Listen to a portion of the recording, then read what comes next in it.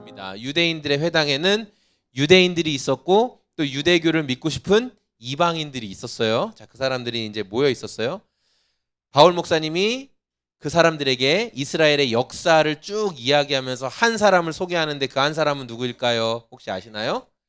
한 사람, 드러내고 싶은 한 사람이 있었어요. 예수님이에요. 맞아요. 예수님에 대해서 소개를 했어요. 과거의 이스라엘 역사 속에서 대단한 깨달음을 가진 스승님들이 많았거든요. 그래서 너희들 나만 믿으면, 나만 따르면 죽지 않고 영원히 살 거야. 내가 영적인 지식을 가지고 있어. 내가 영적인 비밀을 가지고 있어. 내가 말하는 수행 방법대로 따르면 너네는 대단한 일을 할 수 있어. 이렇게 말하던 많은 사람들이 있었지만 그 사람들은 지금 다 어떻게 됐을까요? 예, 죽었습니다. 다 죽었어요. 대단한 스승들의 무덤이 지금도 남아 있어요. 그래서 여러분, 여러 종교에서는요, 지금도 그 종교를 만든 창시자들의 무덤을 참배하는 거, 그렇죠? 이슬람들은 그 메카 거기를 가는 거, 거기를 가서 거기를 순례하는 게 자기네 그 종교에 있어서 굉장히 중요한 일이고 또 많은 어떤 종교 가산점을 얻는 일이라고 생각을 많이 해요. 자, 그런 이스라엘의 역사 속에 나타났던 많은 선생님들과 예수님이 다른 점이 있다면 뭐냐면 예수님은 십자가에서 죽으셨지만 그 죽음이 끝이었을까요? 끝이 아니었을까요? 그 죽음이 끝이 아니었다라는 거예요.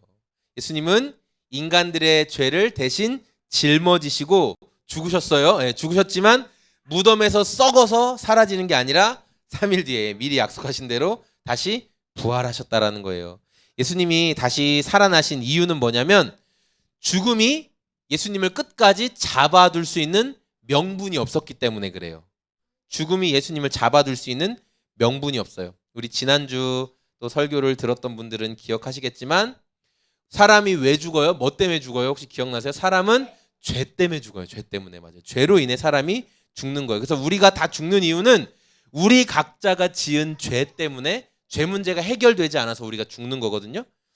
그래서 지난주 말씀을 다시 한번 생각해 보시면 성경이 말하고 있는 죄는 행동으로 나타나는 것만 죄라고 할까요? 머릿속에 품은 생각도 죄라고 할까요? 네, 머릿속에 품은 생각도 죄라고 말하고 있어요. 그래서 만약에 사람이 생각이나 행동으로 어떠한 죄도 짓지 않는다면 제가 성경을 근거해서 여러분들에게 확실히 말씀드릴 수 있는 것은 그런 사람은 행동이나 생각으로 단 한 번도 죄를 짓지 않으면 제가 분명히 말씀드리는 것은 죽지 않는다는 거예요.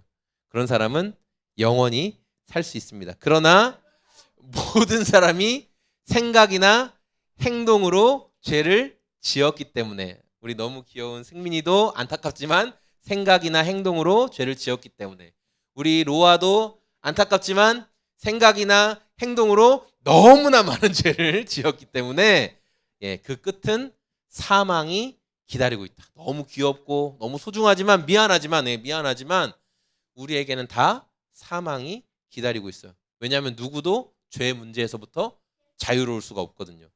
그런데 예수님은 그 죽음에서 머물러 있지 않고 죽음을 이기시고 다시 살아나셨어요.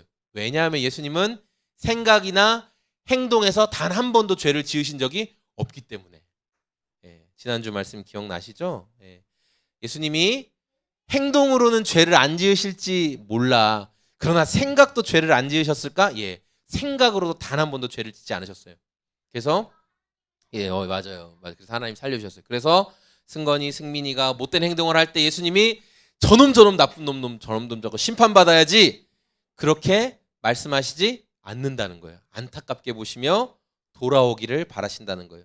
그러나 우리는 정죄하죠. 나쁜 놈. 그러나 예수님은 그런 분이 아니다라는 거예요.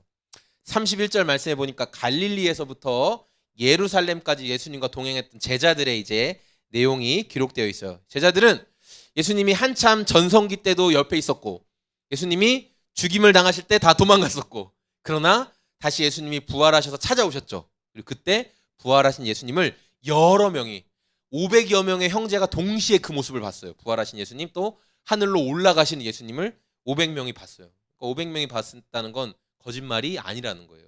자, 그런 일이 있었어요. 그런데 여러분 이스라엘 사람들은 예수님이 오셨지만 여전히 어떤 메시아, 어떤 구원자를 기다리고 있냐면 다윗 왕 같은 그런 메시아를 기다리고 있어요. 예수님은 다윗 왕처럼 그렇게 강력하고 엄청 여러 나라를 막 정복하고 그런 통치를 보여주지는 않았기 때문에 우리가 기대하는 메시아는 그 예수가 아니야. 다윗 왕 같은 그런 메시아를 우리는 기다리고 있어. 이스라엘 사람들은 말해요. 그래서 우리 35절과 36절 말씀 같이 한번 읽어볼까요? 시작. 또 다른 시편에 일러스되 거룩한 자로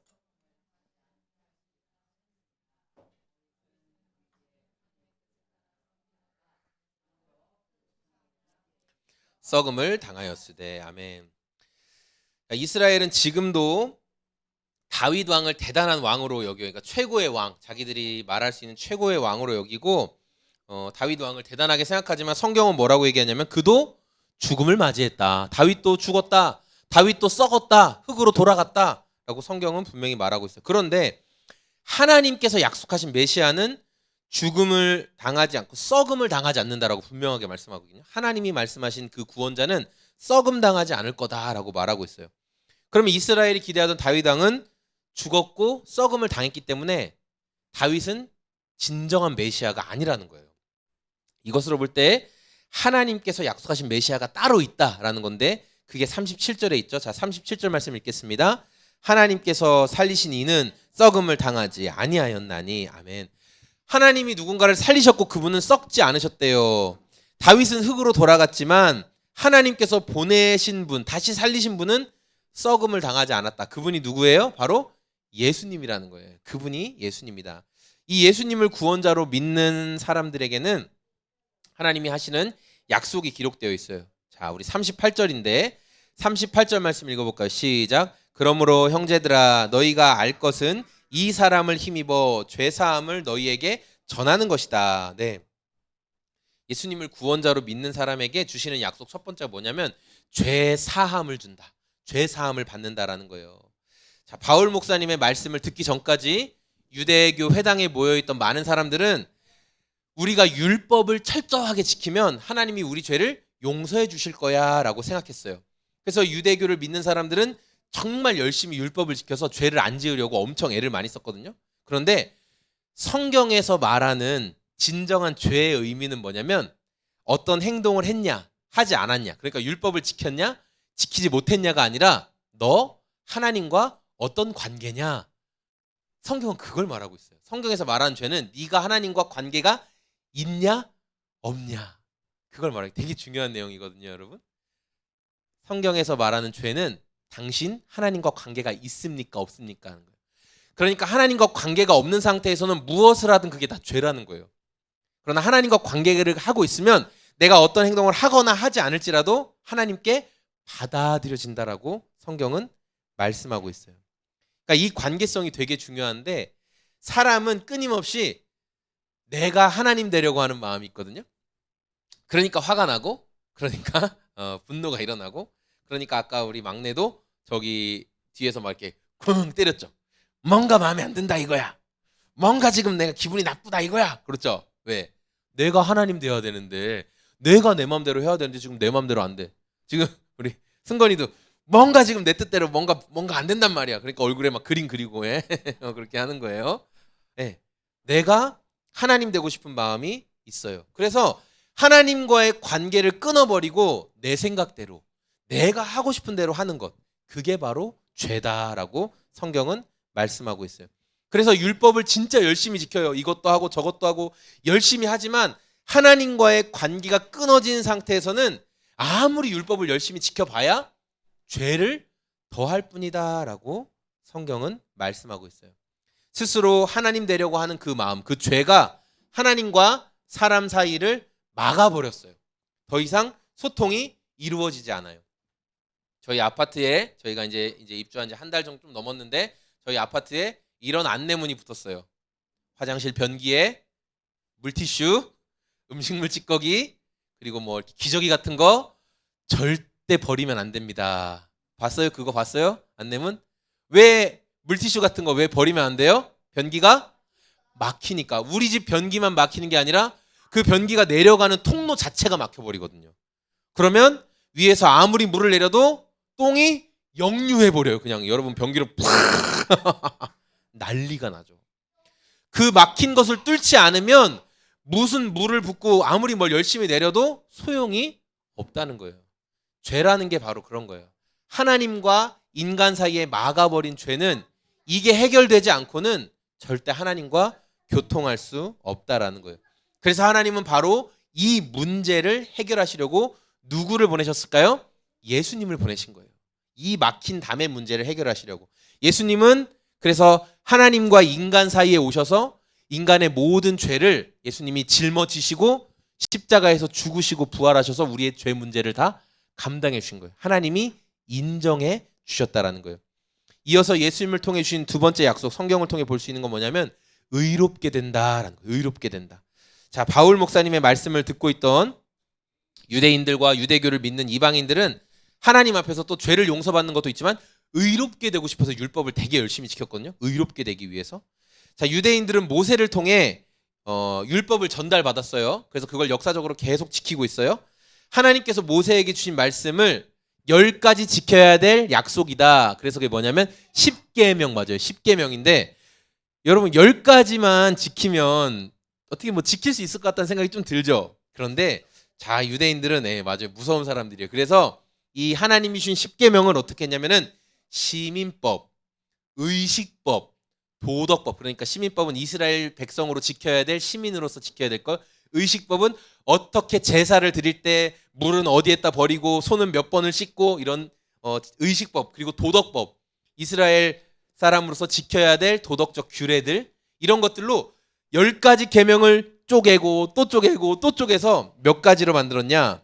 613가지로 만들었어요. 세분화를 시켰어요. 갑자기 너무 많아졌죠. 10가지에서 613가지로. 자, 그래서 해야 될 것과 하지 말아야 될 것을 613가지로 만들어 놓고 요거를 이제 지키거나 잘 하지 않음으로 인해 하나님께 인정받는다라고 이렇게 노력했어요. 그러나 여러분 중요한 건 뭐냐면 율법은 지키면 지킬수록 분명하게 깨닫게 되는 건 뭐냐? 나는 율법을 다 못 지키는구나.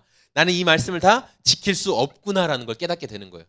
그래서 성경이 말한 율법의 기능은 뭐냐면 우리를 좌절시키는 거예요. 좌절. 아, 나는 율법으로는 하나님께 인정받을 수 없구나라는 걸로 우리를 좌절시키는 길로 인도해 가는 거예요. 자, 사람이 말씀을 지키려고 애씁니다. 저도 지키고 여러분도 애를 많이 써요. 그러나 우리는 또 죄를 짓고 또 실패하게 됩니다. 그래서 바울 목사님은 율법과 믿음의 관계를 갈라디아서라는 말씀에서 잘 설명하고 있는데 우리 갈라디아서 3장 말씀 같이 한번 보겠습니다. 자, 23절 한번 읽어볼까요? 시작. 믿음이 오기 전에는 우리는 율법의 감시를 받으면서 장차 올 믿음이 나타날 때까지 갇혀 있었습니다. 24절. 그래서 율법은 그리스도께서 오실 때까지 우리에게 개인 교사 역할을 하였습니다. 그것은 우리로 하여금 믿음으로 의롭다고 하심을 받게 하시려고 한 것입니다. 25절. 그런데 그 믿음이 이미 왔으므로 우리가 이제는 개인 교사 아래 아멘. 바울 목사님이 율법을 뭐로 설명하고 있어? 율법은 개인 교사다. 우리를 율법은 개인 교사처럼 어디까지 가야 되는지를 알려주는 거라는 거예요. 어떻게 해야 된다, 어디까지 가야 된다라는 것 정도만 알려준다는 거예요. 그런데 25절에 나온 것처럼 그러나 그 믿음이 이미 왔다. 그 믿음은 누구일까요? 예수님이에요. 예수님이 이미 오셨다는 거예요. 예수님이 오셨기 때문에 더 이상 율법을 지켜서 너가 하나님께 인정받으려고 하는 것, 또 하나님이 내가 율법을 지켜서 죄를 용서해 주신다고 생각하는 것은 버려야 된다. 그건 이제 지나간 거야 라고 설명하고 있어요. 율법은 율법을 지키면 지킬수록 사람을 좌절하게 만들고, 그래서 원래 순기능은 뭐냐면 그 좌절의 끝에서 우리를 도와주시는 예수님을 보게 만드는 거예요. 그러니까 율법은 표지판이에요. 표지판. 너 이거 지켜서 다 안 되는데 저 끝에 계신 예수님께 가. 그러면 해결받을 수 있어 라고 말해주는 거예요. 그런데 사람들은 의롭게 되기 위해서 수도 없이 짐승도 잡고 제사 드리고 사람들에게 막 구제 헌금도 나눠주고 금식도 하고 경건해 보이는 많은 행동을 해요. 그러나 그런 행위를 아무리 열심히 할지라도 하나님 앞에 너 의롭게 됐어. 너 그렇게 행위를 열심히 하는 거 보니까 하나님이 너 의롭대라고 선언해주지 못한다라는 거예요. 바울 목사님은 유대교를 믿는 사람들에게 너희들의 그런 종교심이 참 대단하고 너희들이 그렇게 종교 행위를 열심히 해서 하나님께 의롭다 또 죄를 용서받았다라고 인정되고 싶지? 하지만 그거 불가능하다라고 선언하고 있어요. 근데 여러분 이 말은 유대인들에게 진짜 충격적인 말이거든요. 왜냐하면 유대인들은 지금 저희처럼 일요일에 주일에 한 번 나와서 예배드리고 집에 가서 평소에 살고 이렇게 안 살았어요. 매일같이 회당에 갔고요. 매일같이 정해진 시간에 하루에 몇 번씩 기도했어요. 자, 그런 모습을 우리가 지금 어디서 쉽게 살펴볼 수 있냐? 자, 여기 무슬림들이에요. 자, 이슬람 사람들. 지금 도로 한복판에서 이렇게 하고 있죠. 자, 여러분 무슬림들은요. 하루에 5번 의무적으로 기도해야 돼요. 새벽 5시, 오후 1시, 3시, 6시, 저녁 7시 이렇게 이거는 무조건 의무적으로 해야 되는 거예요. 이때가 되면 그냥 방송이 나와요. 무슬림 국가에서는. 그리고 저때 되면 의무적으로 10에서 15분 동안 계속 기도를 해야 돼요. 알라는 그 모하메드는 알라가 보낸 선지자다. 그 기도를 15분 동안 계속 해야 돼요. 의무적으로. 그거 안 하면 안 됩니다. 자, 그런데 저렇게 이렇게 열심히 기도하고 있는 사람들 사이에 우리 승건이가 딱 들어갔어요. 이 사람들이 이렇게 막 알라 알라 막 하고 있는데 여기 들어가서 여러분 제 말 좀 들어보세요. 여러분이 하루에 이렇게 5번씩 기도하는 거 열심히 해봐야 알라신이 안 들어줍니다. 그렇게 얘기하면 승건은 어떻게 돼요? 안 봐, 안 봐. 니킥 맞아요, 니킥 맞아요. 얼마나 두려운 일이에요. 저렇게 열심히 종교 생활을 하고 있는 사람들 앞에 들어가서 당신들이 그렇게 열심히 하는 종교 행위가 당신들을 의롭다고 하지도 못하고 죄를 용서해 주지도 못합니다. 헛된 것입니다. 라고 말하는 것은 굉장히 위험한 말이었어요. 그러나 바울 목사님은 물러서지 않고 그것을 분명하게 말했다는 거예요. 너희들의 모든 종교적 행위는 다 헛수고다 라고 분명히 말했어요. 그 이유가 뭐냐면 죄를 용서받고 의롭게 되는 것은 스스로의 힘으로는 불가능하기 때문에요. 불가능하기 때문에. 이거 꼭 기억하세요. 예수님을 통해 얻게 되는 2가지 약속이 죄사함 받는 거, 의롭게 되는 거 2가지인데 성경은 이 의롭게 된다, 죄사함을 받는다라는 말을 수동태로 기록하고 있어요. 수동태. 그러니까 수동태라는 말은 뭐냐면은 어떤 사람이 스스로 내 안에서 일어난 것을 가지고 자의적으로 스스로 한 게 아니라 수동적으로 외부에서 그렇게 해줬다는 거예요. 외부에서 이 사람을 움직이게끔 해줬다는 거예요. 외부에서 그 힘이 내 안에 있지 않고 외부에서부터 왔다 이렇게 생각하시면 돼요. 그게 수동태라는 거예요. 어떤 사람이 죄를 용서받으려고 하나님께 의롭게 되려고 하는 많은 행동과 노력, 그걸로 너 의로워, 너 하나님께서 죄를 용서해 주셨어 이렇게 인정되지 않는다. 외부에서부터 온다라는 거예요. 성경이 분명히 말하는 것은 뭐냐면 우리가 율법을 지키고 착해 보이는 행동을 여러 번 했다고 해서 하나님께서 우리 죄를 용서해 주시고 우리를 너 의롭다라고 인정해 주시지 않는다라는 거예요. 하나님께서 선물로 주신 예수님을 나의 구원자와 주님으로 맞아들인 사람에게만 내 편에서가 아니라 하나님 편에서 예수님이 다 이루신 그 의로움을 마치 내 것인 것처럼 여겨 주신다라는 거예요. 그래서 거기에는 내가 행한 어떤 좋은 행위, 좋은 모습이 어떤 도덕적인 공로가 개입될 여지가 없다는 거예요. 왜냐하면 외부에서 예수님이 다 하신 것을 내 것으로 그냥 여겨주셨기 때문에. 하나님께 인정받기 위해서 율법을 열심히 지키던 유대교 신자들을 향해서 바울 목사님이 충격적인 말을 했죠. 자, 무엇을 잘 지켜서 구원받을 수 있다, 무엇을 잘 지켜서 하나님께 의롭다라고 인정받을 수 있다라고 생각했는데 바울 목사님은 그게 아니다라고 말을 해줬다는 거예요. 유대교인들이나 우리의 생각 속에서도 그래요. 율법을 잘 지키면, 어떤 착한 일을 많이 하면, 선행을 많이 하면 그게 적립금, 마일리지가 돼서 하나님이 야 성민아, 와 너 요새 착한 일 진짜 많이 했구나, 너 달란트 100개 줄게. 100개. 너 내가 나중에 죄도 더 많이 용서해주고 내가 너 나중에 더 좋은 일도 많이 있게 해줄게. 그렇게 하지 않는다는 거예요. 너무 잘 알고 있네요. 그렇게 하지 않는다라는 거예요. 우리가 착한 일 많이 하면 하나님께 더 좋은 점수를 따겠지? 하나님이 더 좋게 봐주시겠지? 바로 여기에서 성경이 말하는 복음과 세상의 수많은 종교에서의 결정적인 차이가 나타나는 게 되는 거예요. 여기에서. 세상의 수많은 종교들은 당신이 선행을 많이 하고 좋은 일을 많이 해야지만, 그러니까 우리가 말하는 신을 믿지만, 그러나 거기에 더해서 네가 선행도 하고 좋은 일도 많이 해야지만 신께서 당신을 더 좋게 봐주실 것입니다. 그래서 무슬림들이 이렇게 하루에 5번씩 기도하고 또 라마단 기간이 되면 낮에는 음식 안 먹고 저녁 때만 조금 먹고 하는 이유가 뭐냐면, 라마단 기간에는요, 그때 구제 헌금을 하고 선행을 하면 평소보다 2배로 쌓여요. 나중에 신 앞에서 저울로 달아보거든요.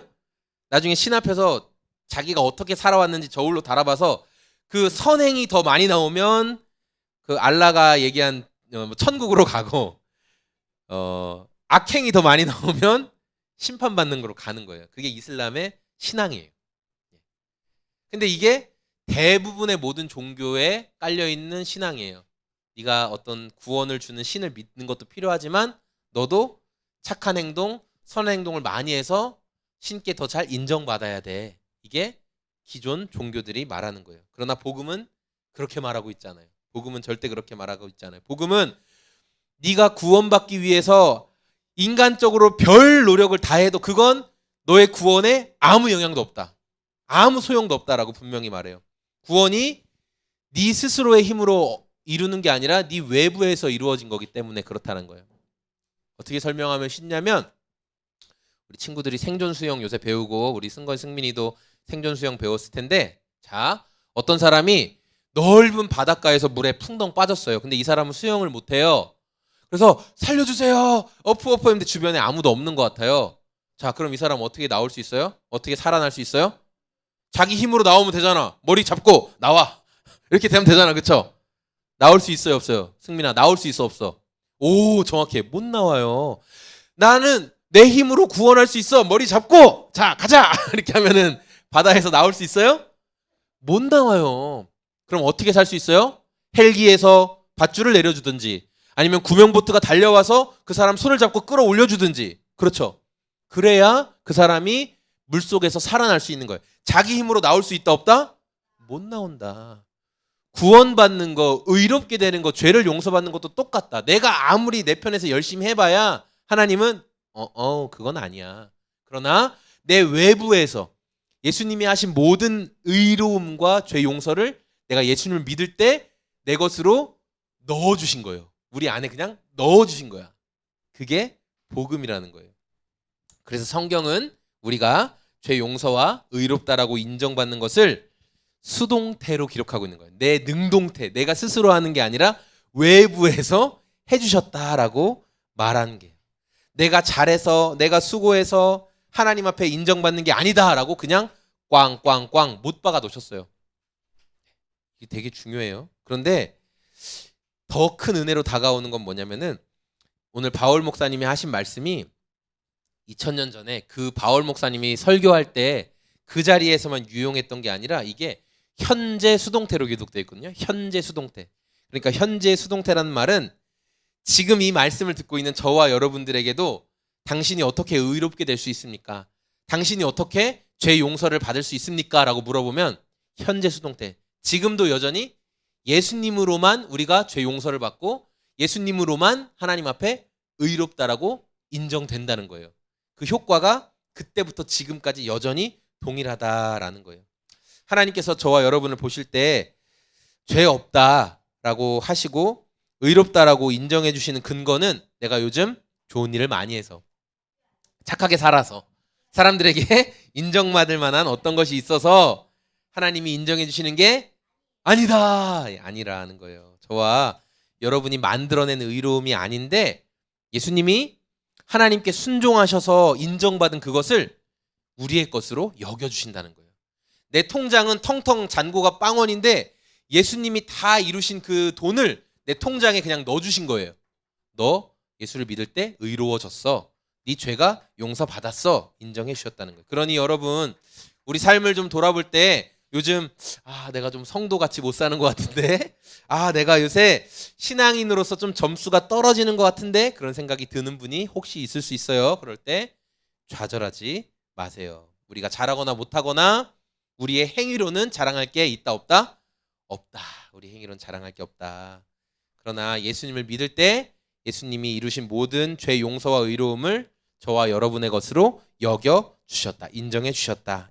우리의 행위에 근거한 신앙이 아니라 먼저 선불로 호의를 베풀어 주신 예수님을 기억하면서 세상 속에 그리스도의 증인으로 살아가는, 이렇게 놀고 와서 마지막에 이렇게 뺏기죠. 형이 다 해놓은 거. 자, 그래도 그게 로이의 의로움이 아니라는 거예요. 예, 그래요. 예수님이 주신 의로움으로 이렇게 살아가는 저와 우리 소금 제작소의 모든 성도님들 다 되시기를 소망합니다.